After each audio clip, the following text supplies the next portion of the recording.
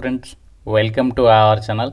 Friends, మీరు ఎంతో ఈగర్గా wait చేసినటువంటి ఓరియంటల్ ఇన్సూరెన్స్ కార్పొరేషన్ లిమిటెడ్లో ఖాళీగా ఉన్నటువంటి పర్మనెంట్ గవర్నమెంట్ జాబ్స్కి సంబంధించి 300కి పైగా అడ్మినిస్ట్రేటివ్ ఆఫీసర్ ఉద్యోగాలకి నోటిఫికేషన్ రిలీజ్ అయింది. ఈ జాబ్స్కి సెలెక్ట్ అయితే మీకు నెలకి 85,000కి పైగా శాలరీ వస్తుంది. ఎటువంటి ఎక్స్పీరియన్స్ ఏమీ అవసరం లేదు. ఆన్లైన్ విధానంలోనే అప్లై అయితే చేసుకోవాలి.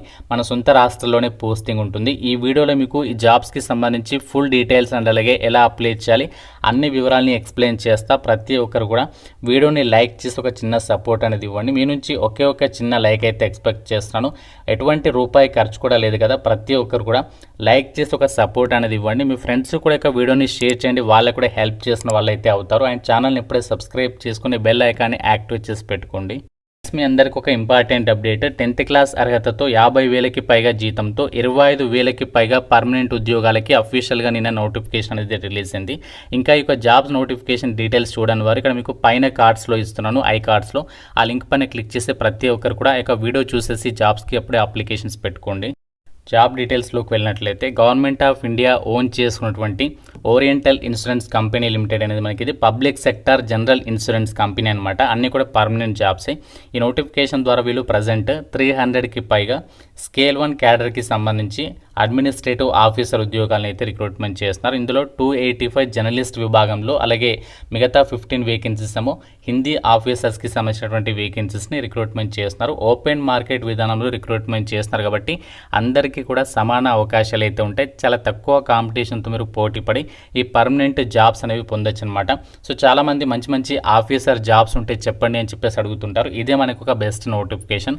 టాప్ 5 గవర్నమెంట్ జాబ్స్ గురించి కనుక మీరు వెయిట్ చేసినట్లయితే, టాప్ క్లాస్ గవర్నమెంట్ జాబ్స్ గురించి కనుక మీరు వెయిట్ చేసినట్లయితే ఈ నోటిఫికేషన్ ఎట్టి పరిస్థితులు కూడా మిస్ చేసుకోకండి.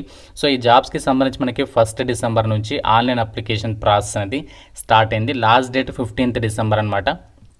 ఈ యొక్క వేకెన్సీస్కి సంబంధించి ఇక్కడ వేకెన్సీస్ డీటెయిల్స్ ఇచ్చారు. ఏ క్యాస్ట్ వరకు ఎన్ని వేకెన్సీస్ ఉన్నాయనేది.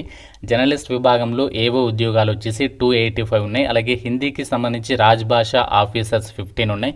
జర్నలిస్ట్ విభాగంలో జనరల్ కేటగిరీలో 123, ఓబీసీ కేటగిరీలో 68, ఎస్సీ 42, ఎస్టీ 24, ఈడబ్ల్యూఎస్ 28, పీడబ్ల్యూడీకి సంబంధించి కూడా ఇక్కడ వేకెన్సీస్ అనేవి కేటాయించారు. కాబట్టి మీరు ఏ కేటగిరీ వాళ్ళైనా సరే ఈ నోటిఫికేషన్కి అప్లై అయితే చేసుకోవచ్చు. ఇండియన్ సిటిజన్ అయితే సరిపోతుంది.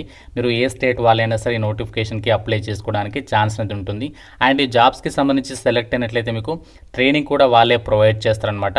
అండ్ ఈ యొక్క అడ్మినిస్ట్రేటివ్ ఆఫీసర్ ఉద్యోగాలకి సెలెక్ట్ అయితే మీకు బేసిక్ పేనే 50,000 అనేది ఉంటుంది. సో దీంతో పాటుగా అన్ని అలవెన్సెస్ ఉంటాయి. అన్ని అలవెన్సెస్ కలుపుకుంటే 85,000కి పైగానే ఎవ్రీ మంత్ కూడా మీకు సాలరీ అనేది ప్రొవైడ్ చేస్తారనమాట. ఇందులోనే మీకు చాలా రకాల బెనిఫిట్స్ వస్తాయి. మనకి న్యూ పెన్షన్ సిస్టమ్ అనేది వర్తిస్తుంది. గ్రాట్యుటీ ఉంటుంది, LTS, medical benefits, group personal accidents insurance, house rent allowances, travelling allowances, DRNS allowances, ఇంకా ఇతరత్ర అలవెన్సెస్ అన్నీ కలుపుకొని 85,000కి పైగానే మీకు ఎవ్రీ మంత్ కూడా సాలరీ అనేది రావడం అయితే జరుగుతుంది.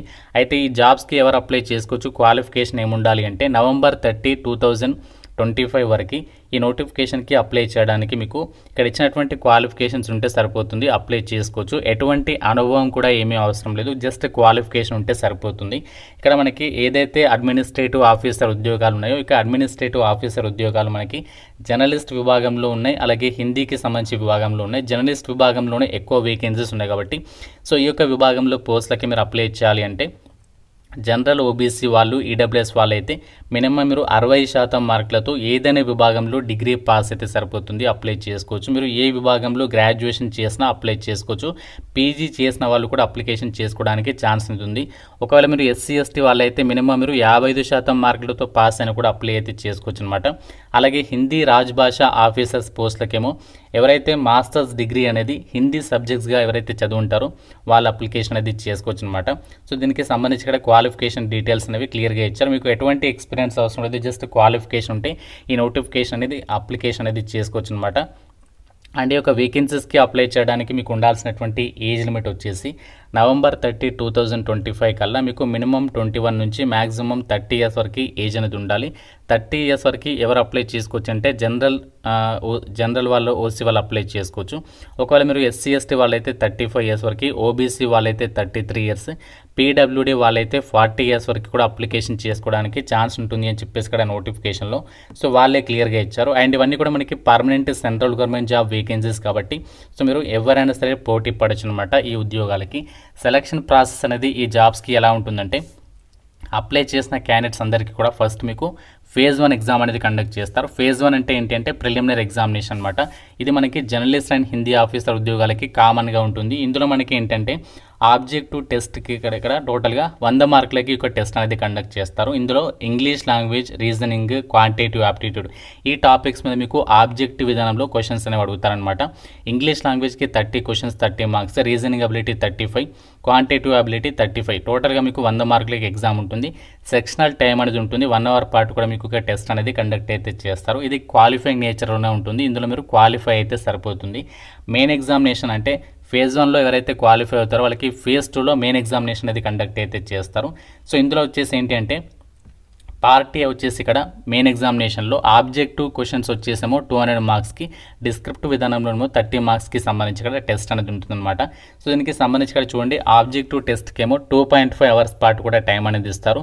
సో దీనికి సంబంధించి ఇక్కడ ఎగ్జామినేషన్ ప్యాటర్న్ కూడా ఇచ్చారు చూడండి. Reasoning, English language, general awareness, quant, computer knowledge ఈ యొక్క టాపిక్స్ మీద మీకు ఆబ్జెక్టివ్ విధానంలో క్వశ్చన్స్ అడుగుతారు. మీకు సెక్షనల్ టైం అనేది ఉంటుంది అని చెప్పేసి కూడా ఇక్కడ ఇచ్చారు.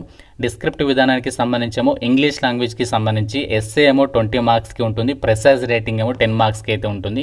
సో ఇక్కడ 2 క్వశ్చన్స్ అడుగుతారు, 30 మార్క్స్. ఇంగ్లీష్ లాంగ్వేజ్లోనే మీకు టెస్ట్ అనేది ఉంటుంది. 30 మినిట్స్ అయితే డిస్క్రిప్టివ్ విధానము. ఆబ్జెక్టివ్ టెస్ట్ ఏమో 2.5 అవర్స్ పాటు కూడా టెస్ట్ అనేది ఉంటుంది అని చెప్పేసి ఇచ్చారు. అలాగే ఇక్కడ హిందీ ఆఫీసర్ పోస్టులకి సంబంధించి కూడా పార్ట్ బికి సంబంధించి కూడా ఇక్కడ డీటెయిల్స్ అనేవి ఇచ్చారు. పార్ట్ ఏమో ఇక్కడ మనకి ఆల్రెడీ మెన్షన్ చేశాను కదా, పార్ట్ ఏమో ఇక్కడ ఇచ్చారు, పార్ట్ బికి సంబంధించి కూడా ఇక్కడ మెన్షన్ చేయడం అనేది జరిగింది. సో ఈ విధంగా ఈ జాబ్స్కి సంబంధించి మీకు సెలక్షన్ ప్రాసెస్ అనేది ఉంటుంది. ఫస్ట్ ఫేజ్ 1 ఎగ్జామ్ అనేది కండక్ట్ చేస్తారు. దాని తర్వాత ఫేజ్ 2 ఎగ్జామ్ అనేది కండక్ట్ చేసేసి ఒక వేకెన్సీస్కి అయితే ఎంపిక చేస్తారు. సో మనకి ఏదైతే ఎగ్జామ్ అనేది ఉందో ప్రిలిమ్స్ ఎగ్జామ్, మెయిన్ ఎగ్జామ్ అంటే ప్రిలిమినరీ మెయిన్ ఎగ్జామినేషన్లో మీకు ప్రతి రాంగ్ ఆన్సర్కి 0.25 మార్క్స్ అనేవి డిడక్ట్ అనేది చేస్తారు ప్రతి రాంగ్ ఆన్సర్కి కూడా. కాబట్టి మీరు క్వశ్చన్స్ అనేవి అటెంప్ట్ చేసేటప్పుడు కేర్ఫుల్గా అయితే మీరు అటెంప్ట్ చేయాల్సి ఉంటుంది అని చెప్పేసి ఇక్కడ నోటిఫికేషన్లో వాళ్ళే క్లియర్గా అయితే ఇచ్చారు. సెలక్షన్ ప్రాసెస్లో భాగంగా మెయిన్ ఎగ్జామినేషన్ ఎవరైతే క్లియర్ చేస్తారో వాళ్ళకి ఫైనల్గా మీకు ఇంటర్వ్యూ అయితే చేస్తారు. మనకి ఫైనల్ సెలక్షన్ అనేది ఏ విధంగా ఉంటుందంటే, మనకి ఏదైతే మెయిన్ ఎగ్జామినేషన్ ఆబ్జెక్టివ్ టెస్ట్ ఉంటుందో దానికి అలాగే ఇంటర్వ్యూకి పరిగణలోకి తీసుకొని మీకు సెలక్షన్ చేస్తారు. మెయిన్ ఎగ్జామినేషన్ ఆబ్జెక్టివ్ టెస్ట్కి సంబంధించి 80% వెయిటేజ్, మిగతా ఇంటర్వ్యూకి ఏమో 20% వెయిటేజ్ తీసుకొని ఇక ఫైనల్ సెలక్షన్ అనేది ఉంటుంది. అప్లికేషన్ ఫీజు విషయానికి వచ్చినట్లయితే ఎస్సీ ఎస్టీ పీడబ్ల్యూడీ వాళ్ళు 250, మిగతా వాళ్ళు 1000 రూపీస్ ఆఫ్ అప్లికేషన్ ఫీ అనేది ఆన్లైన్లో పే చేయాలి. ఎగ్జామినేషన్ సెంటర్స్ వచ్చేసి ఆంధ్రప్రదేశ్ వాళ్ళకి విజయవాడ, గుంటూరు, విశాఖపట్నం, తిరుపతి లొకేషన్స్లో, మన తెలంగాణ వాళ్ళకి వచ్చేసి కూడా మనకి ఎగ్జామినేషన్ సెంటర్స్ వచ్చేసి హైదరాబాద్, రంగారెడ్డి, వరంగల్, ఖమ్మం, కరీంనగర్లో ప్రిలిమ్స్ ఎగ్జామ్స్ ఉంటాయి. మెయిన్ ఎగ్జామినేషన్ వచ్చేసేమో తెలంగాణ వాళ్ళకి అండ్ ఆంధ్రప్రదేశ్ వాళ్ళకి వచ్చేసి ఇక్కడ హైదరాబాద్లో ఉంటుంది అని చెప్పేసి ఇక్కడ నోటిఫికేషన్లో అయితే క్లియర్గా ఇచ్చారు. ఓరియంటల్ ఇన్సూరెన్స్ కంపెనీ లిమిటెడ్ నుంచి రిలీజ్ అయినటువంటి 300 అడ్మినిస్ట్రేటివ్ ఆఫీసర్ ఉద్యోగాలకి సంబంధించి జాబ్ నోటిఫికేషన్ డీటెయిల్స్. మీరు డిగ్రీ కానీ బీటెక్ పాస్ అయి ఉండి పర్మనెంట్ జాబ్స్ కోసం చూసినట్లయితే ఎట్టి పరిస్థితుల్లో ఈ నోటిఫికేషన్ అనేది మిస్ చేసుకోకండి. సో మీకు సపరేట్గా అప్లికేషన్ ప్రాసెస్ వీడియో కూడా చేస్తాను. సో ఇంట్రెస్ట్ ఉన్న వాళ్ళు డెఫినెట్గా లైక్ చేసి కామెంట్లో అయితే తెలపండి.